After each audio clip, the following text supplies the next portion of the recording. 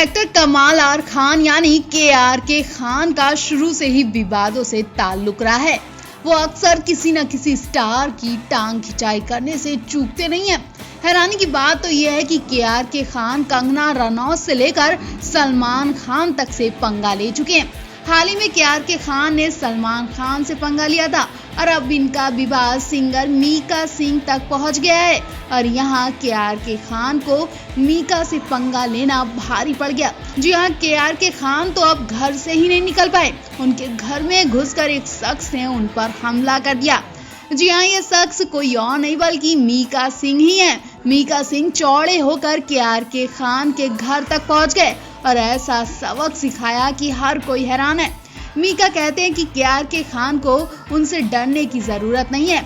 मैं कोई उनका दुश्मन नहीं हूँ क्योंकि वो मेरा बेटा ही रहेगा। मीका मीडिया को के खान के घर के बाहर ले गए और दावा करते हैं कि के खान ने अपने बाहर लगी नेम प्लेट को हटा दिया।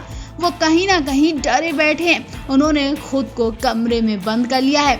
इतना ही नहीं, के खान को अब सांस लेने में दिक्कतें हो रही हैं। उन्हें डर है कि कहीं उनके साथ अनहोनी ना हो जाए। के खान को चुनौती देते हुए मीका कहते हैं कि देख भाई, मैं तेरे घर के बाहर खड़ा हूँ, यहाँ पर आके दिखा। छाती चौड़ी करके खड़ा हूँ, तू जहाँ कहेगा मैं वहाँ मिलने आऊंगा। तू सारी उम्र मेरा बेटा ही रहेगा। मेरी तेरे से कोई लड़ाई नहीं है। तेरे घर के सामने खड़ा हूँ। तूने अपना ये घर बेच दिया है। अब तेरे जितने और घर हैं वो मत बेचना। तेरे से पर्सनली दुश्मनी नहीं है, तू डर मत। मैं तुझे मारूंगा नहीं, पीटूंगा नहीं, लेकिन तू मेरा बेटा ही रहेगा। मतलब मीका सिंह तो के खान को मारने और पीटने के लिए भी पहुंच गए। तेरे को सबक सिखाना था, इतना सबक तेरे लिए काफी है। तू अपना घर बेचकर क्यों चला गया? आखिरकार मैं तेरा पड़ोसी हूँ। जब भी मुझे भूख लगती है मैं आऊंगा और तेरे पास चाय नाश्ता करूंगा। तू वापस आ जा, डर मत। इससे पहले मीका ने के खान को गधा और डरा हुआ चूहा बताया था। जवाब में के खान ने ट्वीट किया था कि वो नाक से गाना गाने वाले गायक का रिव्यू करेंगे, जिसके बाद मीका ने ट्वीट किया कि ये सिर्फ बॉलीवुड के मशहूर और सॉफ्ट लोगों के साथ पंगे लेता है, पर बाप से नहीं ले पाएगा। प्लीज मेरे बेटे को बोलो मुझे अनब्लॉक करे। मैं करण जौहर या अनुराग कश्यप नहीं हूँ, मैं इसका पापा हूँ। अगर हिम्मत है तो मुझसे बात करे।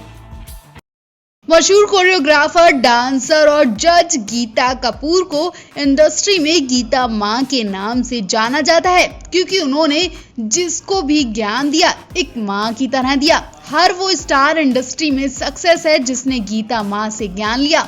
गीता माँ ने इंडस्ट्री को 100% दिया और इसी काम धाम और लोगों के देखभाल में गीता कपूर भूल गई कि उन्हें भी किसी देखभाल की जरूरत है।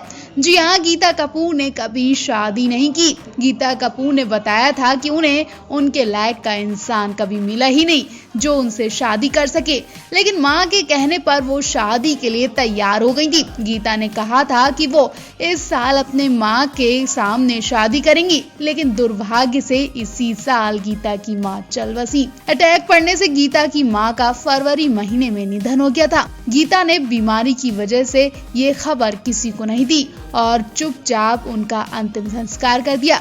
लेकिन जब गीता को हाल ही में 16 श्रृंगार और मांग में सिंदूर भरे देखा गया तो उन्होंने बताया कि वो अपनी मां के बिना तो ये शादी कर ही नहीं सकती। गीता ने बताया कि 6 महीने होने जा रहे हैं और वो अभी भी अपनी मां के दुख से उभरी नहीं है। गीता ने बताया कि जब मां को हॉस्पिटल ले गई थी तो डॉक्टर ने साफ कह दिया था कि उनकी मां 3-4 दिन की मेहमान है।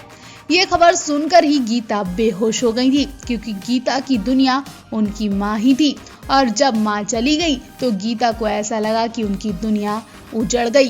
गीता ने बताया कि 2019 में उनकी माँ बीमार हो गई थी। तब डॉक्टर ने उनकी माँ को जीने के लिए सिर्फ 3 दिन दिए थे, लेकिन भगवान ने उन्हें अपनी माँ के साथ समय बिताने के लिए 1.5 साल दे दिया। जी हाँ, डॉक्टरों के कहने के बाद भी गीता की माँ 1.5 साल सुरक्षित रही। गीता कपूर ने बताया कि इन सालों में गीता कपूर ने अपनी माँ को खूब समय दिया, हर एक जरूरत को पूरा किया जो उनकी जिंदगी के लिए बेहद अहम था।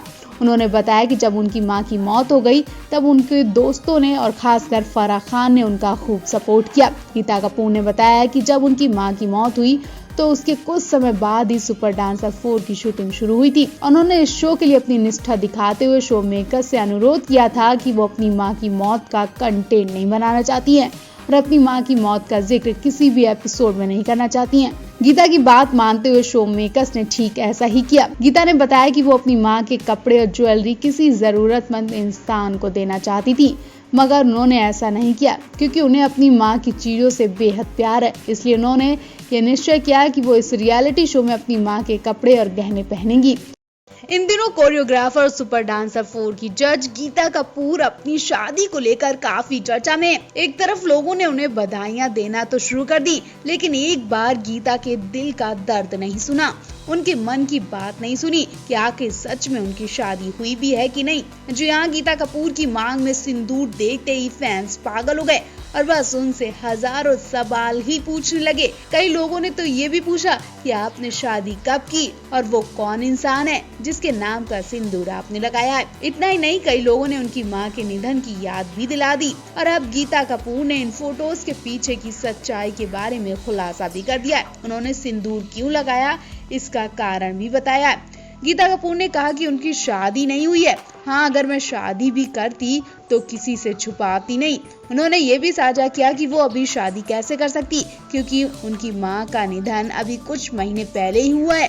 गीता ने कहा कि हाँ, मेरी मां की इच्छा थी कि मैं जल्दी शादी करूं, लेकिन इसका मतलब ये नहीं कि उनके चाहते ही मैं शादी कर दूं। उनकी इच्छा तो पूरी करूंगी, लेकिन एक सही वक्त आने पर। आपको बता दें, इसी जनवरी में गीता की मां का निधन हो गया था। मां के निधन की जानकारी गीता कपूर ने सोशल मीडिया पर दी थी। गीता ने आगे कहा कि मैंने अपनी मांग में सिंदूर लगाया, लेकिन ये मैंने सिर्फ सुपर डांसर 4 के लेटेस्ट फोटो शूट कराने के लिए लगाया था।